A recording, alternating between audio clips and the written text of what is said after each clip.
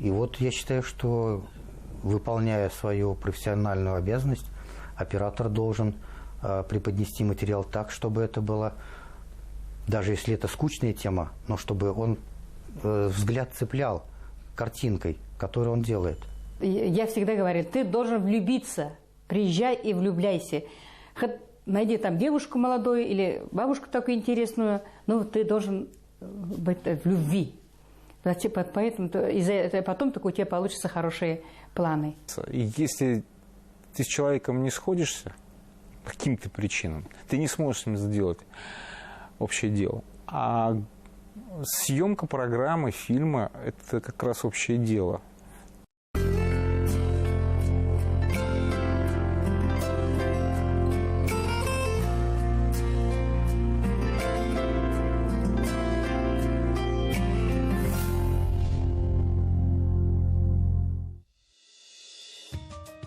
Успех любой программы зависит от многих людей. Все наши герои подчеркивают, что телевидение – дело командное.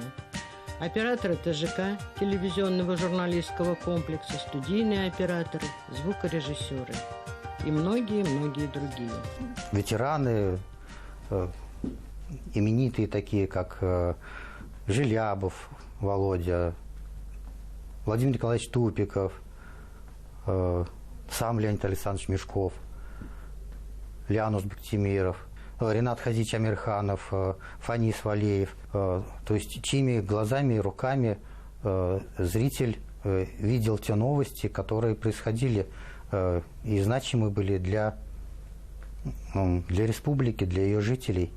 Горячие материалы привозили с пленки, проявляли из мокрой пленки, можно сказать, выдавали в эфир. Фанис Валеев – это первый, кто, наверное, кстати, свои деньги он купил широкоугольную насадку на камеру Батакам, был такой формат. И мы давай ему подражать. Тоже камеры хулиганит направо и налево. Оператор – это все. Потому что если оператор показывает тебя так, как нужно, что ты сам себе нравишься, то ты уже и чувствуешь себя комфортно.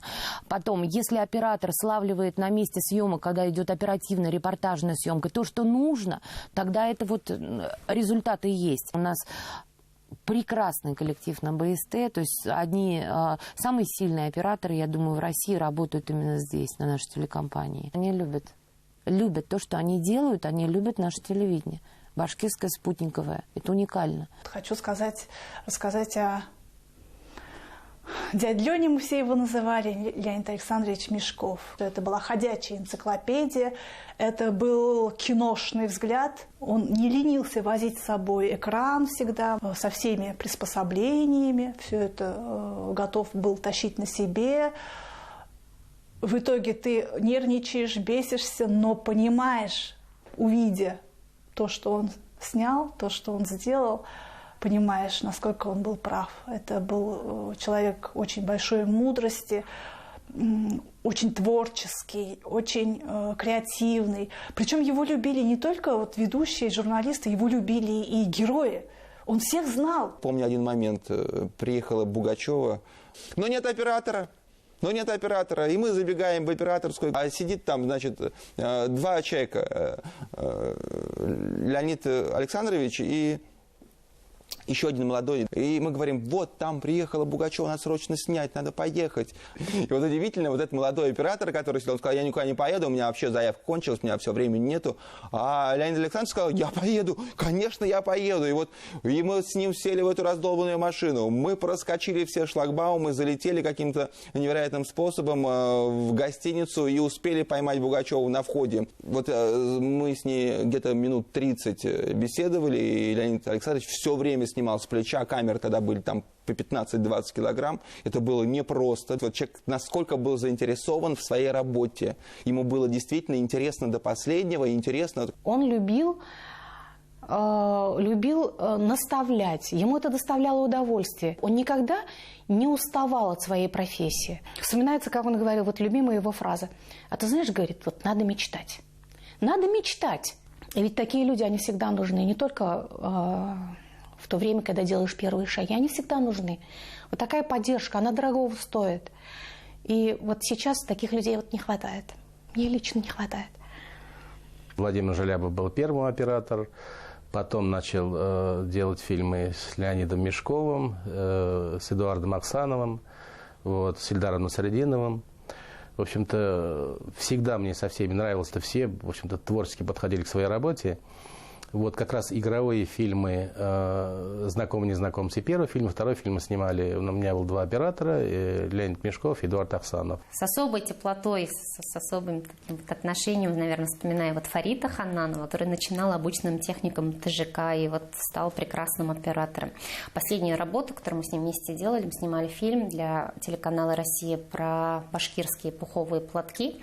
Мы выехали по-моему, Зянчуринский район, и мы не могли остановить Фарита от съемки. Он просто вот, он закопался в этом пуху, он там в этом сарае с этими козами часа 2 там что-то там снимал. Там это, в принципе, один из немногих наших операторов, которого вот было невозможно остановить просто-напросто. И у меня тоже был один интересный случай. Это было дело в Сочи на Паралимпийских играх. Я снимала фильм «Сочи без границ». Очень трудный был проект, и вообще очень было сложно и физически справиться. И вот на высоте, наверное, более 2000 метров я захожу в фуникулер, абсолютно опустошенная после очередной гонки там на горнолыжном склоне, ничего не слышу. И тут я вижу, что вот этот полный автобус заполнен операторами с телеканала БСТ. Операторы работали на Олимпиаде и Паралимпиаде в Сочи, и надо сказать, что они очень хорошо отработали. Но это было какое-то братание вот на высоте, на такой немыслимой. Они все соскочили, я ничего не слышу, не понимаю, я только узнаю эти лица.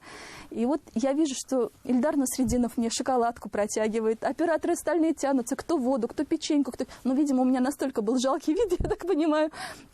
Но факт, что они меня не бросили, и они поинтересовались, а тебе есть где жить, а тебе есть что кушать. И вот представляете, в принципе, нас уже судьба развела, и тем не менее мы никогда друг друга не забываем. Когда кто-то из редакторского состава или режиссерского просит конкретного оператора, а он в это время занят другим, я говорю, что у нас нет плохих операторов. Просто умейте объяснять, ставить задачу перед ними. Это Виталик Ермаков, Марат Юнусов, Руслан Бекбаев и Наиль Гайнуллин. Кстати, Наиль Гайнуллин является еще оператором с тех давних времен, когда зародилась телекомпания «Толпар».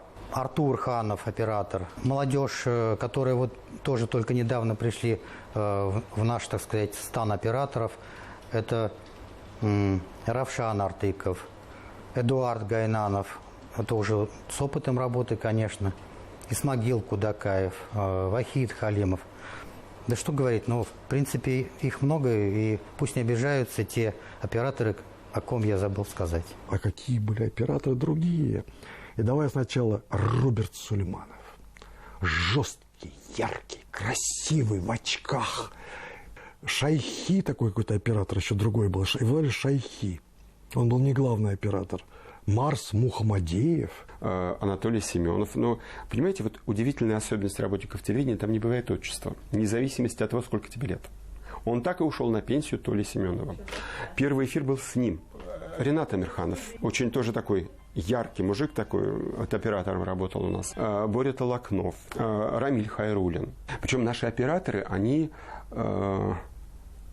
им доставалось по полной программе, даже тем, которые в студии работали. А, наверное, даже особенно тем, которые в студии работали. Потому что камеры были огромного размера, и одному, даже вдвоем их сдвинуть было просто нереально, если ты не качок и не культурист. Вот когда показывают сейчас какие-то старые новогодние огоньки, в том числе, кстати, нашего башкирского телевидения, там можно увидеть эти камеры. Они огромные, как танки.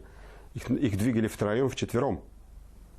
Потому что это все... И если, не дай бог, эта камера покатится, остановить это было уже невозможно. Это был один из тогда старейших телеоператоров башкирского телевидения Рафаэль Абдрахманович Бекинин. Но его никто не называл Рафаэль Абдрахманович. Его называли и в глаза пахан или батя. Это как вот дань уважения. То есть понятно, что вот его слово всегда было последним. Человек был неимоверно талантливый. Может, всему, вот, что он научил не только меня, в принципе, наверное, вся группа как-то вот отталкивалась соперничая с ним или же подражая ему. С первых дней не совсем как бы ему понравился, но я пришел такой волосатый, потлатый, весь такой хиповый, весь протестующий, весь рокерно, еще какой-то там. Он был консервативен. Их вспоминаешь с очень теплым чувством, потому что, мало того, они еще и... Ну, действительно, коллектив единый был.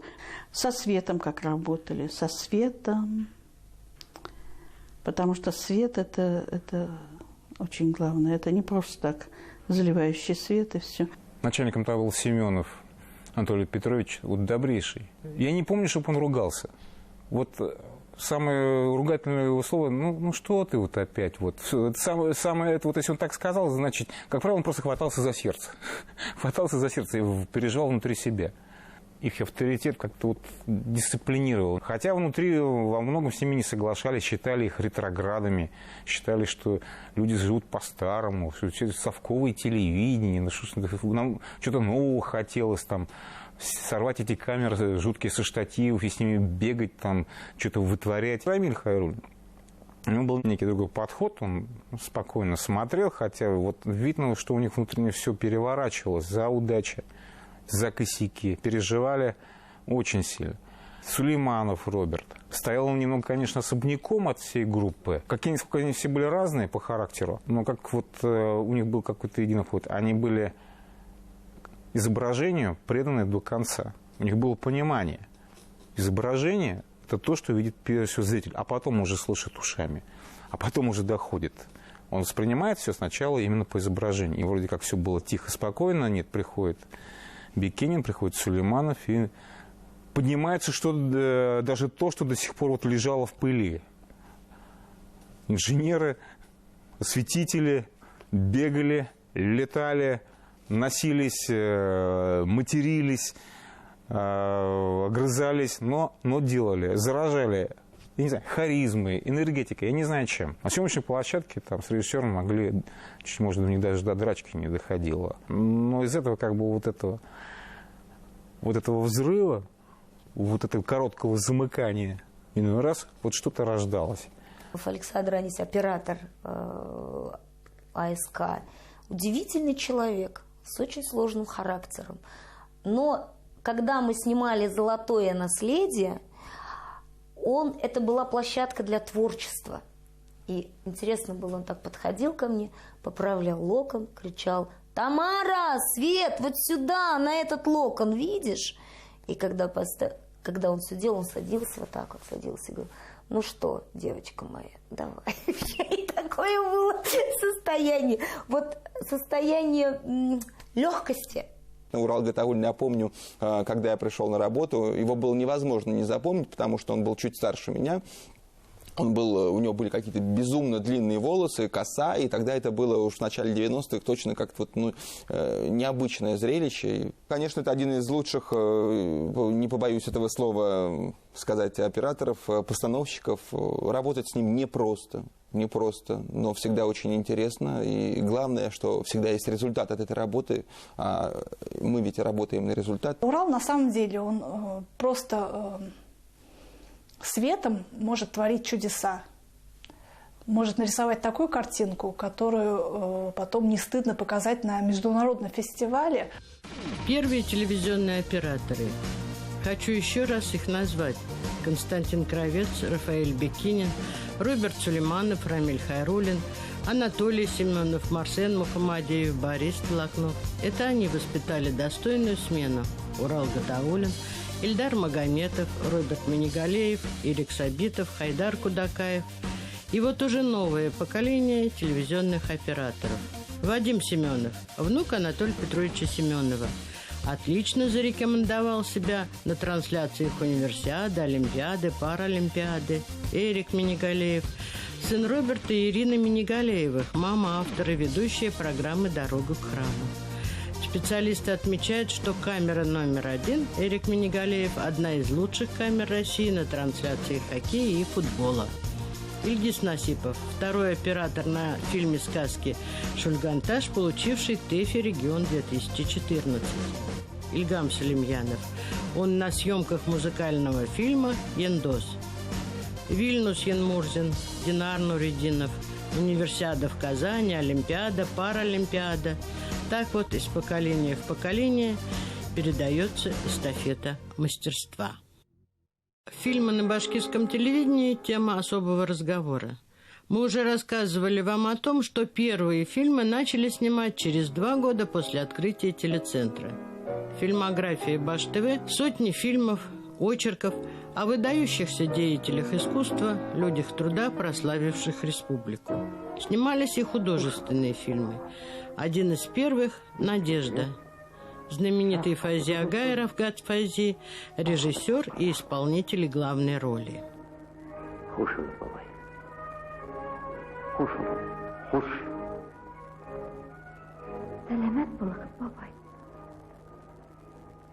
Selamat bol, kızım.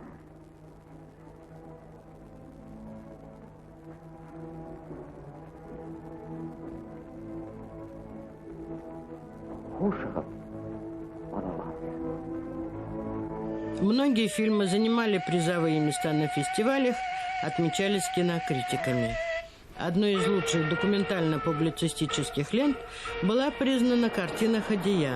Автор Газим Шафиков, режиссер Ринат Нурулин, оператор Владимир Желябов. Ринат Нурулин был в свое время руководителем творческо-производственного объединения «Телефильм», на базе которого в конце 80-х, в начале 90-х снимались фильмы, оставившие большой вклад в историю телевидения. Большой интерес зрителей и кинокритиков вызывали фильмы Альды Валеевой. «Маленькие праздники в собственном доме», режиссер Лина Мамина, оператор Алексей Коростылев. «Красная гвоздика», режиссер Игорь Верещака, операторы Эдуард Ахсанов и Леонид Мешков. «Поющие краски» Александра Бурзянцева, режиссер Альфия Ахмадеева, оператор Ринат Амирханов. И многие-многие другие. А какой чудесный фильм «Туй», да, «Свадьба» он снимал. Это вот очень многие актеры там участвовали и наши сотрудники тоже в массовках. В этой же студии, тут же, значит, показывают свадьбу настоящую, вот столы накрыты, но шикарные, все костюмы, да. И фильм снимают, а с утра уже вещание начинается. В то время такая была тяжелая киносъемочная техника. Кинопленка «Шостка» мы снимали, или «Казанская тасма», и половина браком выходила. Их мы проявляли, потом посмотрели, браком выходит опять снимать. Но настолько муторная работа была, мы огромный свет выставляли. Несмотря на это, мы снимали фильмы. Амир Абдразаков. За глаза ему даже дали кличку Бондарчук. Вот, если помните. Вместе с Бекениным они впервые для нашего телевидения, да и не только для нашего телевидения, по-моему, для регионального телевидения, сняли многосерийный фильм «Кинзя». Игровой фильм. В Москве удивились. То есть, подумали, что, может, это какой-то документалка. А люди при той технике, передвинувшей телестанции, неповоротливых камерах, не было тогда понятия мобильной камеры, которую можно было взвалить на плечо или передвинуть в течение одной минуты с одной точки на другую. Чтобы передвинуть камеру, там приходилось подзывать техников. Все это передвигалось жуткими усилиями. «Кинзя» — это вообще огромная, большая работа. К сожалению, сейчас вспоминаю, жалко, не было такой техники, потому что надо было дублировать, особенно на стыках было очень сложно, там обрывы. Сейчас ведь смотришь соединение, со звуком все было хорошо. Но у меня было, к сожалению, много, если честно признаться, брак, но технических таких, не по моей вине. Была уникальная работа с таким режиссером. Были знаменитые актеры такие. Сделан макет церкви с куполами, и когда пожар горел, картинка получилась такая внушительная на крупном плане, там дрожание воздуха, все это от жара. И церковь это полыхающая. Затем, с Рафаэлем Арсланом, это режиссер который тоже делал вот художественный редактор, с которым снимались фильмы, они были такого небольшого масштаба фильмы, но тоже связанные с историей, исторические, и военные, и любовные какие-то романтические фильмы. «Невестка из глуши», например, там социально-романтический такой. «Желтоухий», я просто... Там столько было интересных моментов. Зимние съемки. Зимой снимали в районе недалеко от Толбазов, в деревне. Все друг другу помогали. Как-то и актеры, и операторы. Ну, дружно работали очень хорошо. Роберт Сулейманов, конечно, я ему тоже очень-очень благодарен, капитально. Его глазами, по большому счету, его глазами мы делали изобразительную картинку, понимаете? Все, что происходило в кадре, свет, атмосфера, понимаете? Вот это все создавалось операторами, по большому счету. Благодаря Риму Хасанову, кстати, я перешел, наверное, в режим Риму Хасанову и Нуруллину, Ренату Ахматовичу. Благодаря Нуруллину они то, что мне доверили, и Рим Хасанов сделал заявку, чтобы сделал на нем фильм, музыкальный фильм. Я тогда начал снимать фильм о Риме Хасанове, музыкальный. Вот мы сняли короткометражный фильм «Мастер Вакиль», об известном мастере, который изобрел современный курай. К счастью, получилось, здесь опять поддержали, поскольку я уже работал и на телевидении, и где-то уезжал на учебу, где-то приезжал на съемки, на монтаж. Это фильм «Оран». О последних днях жизни Салавата Юлаева. На кино, где действительно каждый кадр важен. Там не было такого, взял камеру и поливаешь 3 часа, а там что-нибудь выбрал. 1 к 3 был лимит, когда на кино снимаешь. Могу отметить Памиру Мансуровну. Почти все фильмы мы делали вместе. Работа была очень интересная, и что-то не нравилось. Мы всегда как бы пытались донести то, что я слышу, то, что я хочу как бы показать. Было такое... монтажер была Венера Ахмадуловна.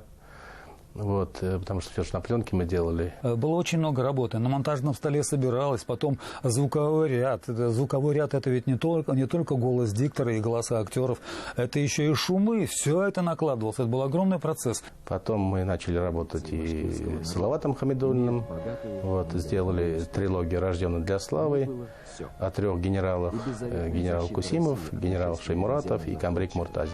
Потом, позднее, уже когда фильмы начали делать, для меня было, наверное, важно вот эти фильмы, которые я делал, да, вот там фильм там Шеймуратова условно сделали и поехали на фестиваль, впервые, значит, там показали, 1 место взяли. Помните, на телевидении появились фильмы «Старая песня о главном», и мы сказали, почему бы нам не попробовать на нашем материале. Есть хорошие исполнители, есть интересные идеи. Вот. Ну и продолжается наше сотрудничество с Луизой Фаршатовой. Вот, она написала сценарий, сценарий, в общем-то, прописывали вместе, потом режиссерский сценарий, что-то переделали. В общем, такая творческая хорошая работа была. И вот мы решили сделать 60-е годы, старых артистов, играли наши молодые звезды. В общем-то, было интересное кино, действительно полнометражное, вот, с музыкальными клипами, с какой-то историей про любовь. Вот. Я считаю, что вот огромный, в общем-то, багаж, наверное, получил на этом фильме, потому что были и большие командировки, и выезды, и огромная, так сказать, группа людей, что все и в плане организационном тоже большой плюс получил. Хорошие были администраторы. Ну, в общем-то, работали профессионалы, и мне было легко с ними работать. 2001 год. Повальное везде увлечение сериалами. И наши замахнулись тоже снимать сериал ЭКЗ. Режиссер Анвар Нурмухаметов. А у них вот такой как раз вот тандем вот сформировался уже давно. Анвар Нурмухаметов и Рамиль Хайруллин. Как-то вот они друг друга дополняли, понимали. Рамиль ко мне подходит. Вот, Рау, если ты подписываешься ко мне, оператором, значит, я подписываюсь на проект. Не подписываешься, я не буду с ним. Подписался. И вот был определенно такой старт. тоже не старт, а вот этап в моем творчестве, не творчестве, в работе, вот этот сериал. Он доверил мне стать режиссером съемок, и вот я надеюсь, что у нас получился этот творческий тандем. У нас тут был большой творческий коллектив, там Павел Саныч, Урал Гатаулин, Рамиль Хайруллин. Поэтому у нас и получился, мне кажется, очень хороший материал, и он стал очень хороший след. У нас не хватало техники, допустим, звукорежиссерской, не хватало определенных микрофонов, а мы искали, не стеснялись, искали спонсоров, покупали эти микрофоны. 1 к 1, я помню, мы покупали 3 или 4 Зенхайзера 5-м номером. Пытались брать, допустим, с пушек, там где-то микрофоны вешали. Все авансцены отрабатывались. Все фильмы, они дороги. Все фильмы дороги. И фильмы об Ахмедзаки Валиди – это 9 программ, это 9 фильмов, снятых в разных уголках земного шара, начиная от Башкортостана, заканчивая Германией, Австрией, Францией. Это и фильм о Харисе Юсупове, это и фильм о неординарном поэте Рашите Назарове, это фильм о национальном герое Башкортостана, о Салавате Юлаеве. Я не могу вот сказать, вот этот фильм я больше люблю, этот фильм я больше люблю. Они мне все дороги.